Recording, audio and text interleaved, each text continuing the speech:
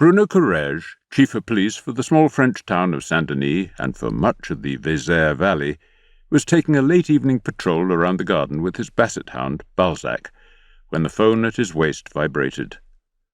Although it was nearly time for bed, the screen showed that it was his friend JJ, head of detectives for the Département of the Dordogne, who was calling, so Bruno thought he'd better answer.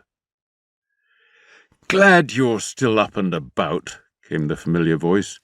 "I'm coming to your place right away. I want to show you something, and then you can tell me how worried I should be." Commissaire Jean-Jacques Jalipot was a large and bustling bear of a man who had not been distracted from his duty when he was shot making an arrest. Some called him a cop of the old school, in that he wore ill-fitting suits, smoked a pack of Gauloises a day, seldom polished his shoes, and did not treat the media with the deference they had come to expect.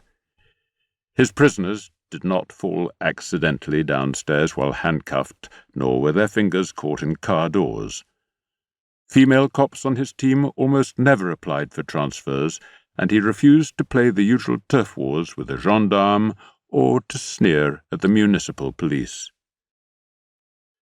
Bruno went indoors and put out some glasses for drinks in the living room. Then he checked the latest regional news on his phone for any clue to JJ's unexpected visit. A few minutes later, the headlights of JJ's big Peugeot flared, and Bruno went to the porch to welcome his friend. Josette, JJ's driver and aide, reversed into the driveway and stepped nimbly out. JJ took more time to extricate himself from the passenger seat. He emerged carrying a small evidence bag. "Welcome," said Bruno. "It's too late for coffee, but do you want wine or something stronger?"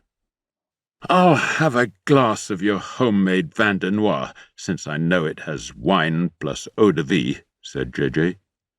Josette asked for mineral water. Once installed in Bruno's living room with his drink, JJ tossed the bag toward Bruno. "You're the military man with the croix de guerre," he began in his usual abrupt way.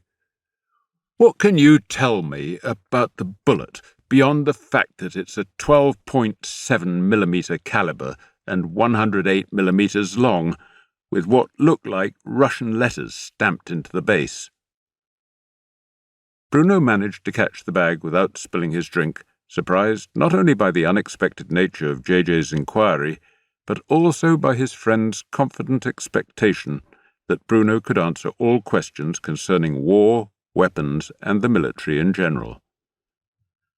Then he recalled that it was many years since all young Frenchmen had been required to do at least a year of military service, and by going to university and then enrolling in the police, JJ had been spared that.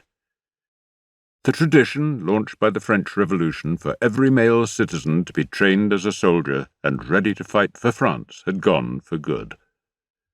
Bruno knew that modern weaponry and warfare demanded far more than the ability to fire a simple gun, fix a bayonet, and throw a grenade. But he sometimes regretted the passing of the principle that every citizen owed a duty to the homeland, and of that egalitarian mood of national integration that bonded young men together in their drills, mess halls, and barracks. Bruno supposed that he was the former soldier that JJ knew best.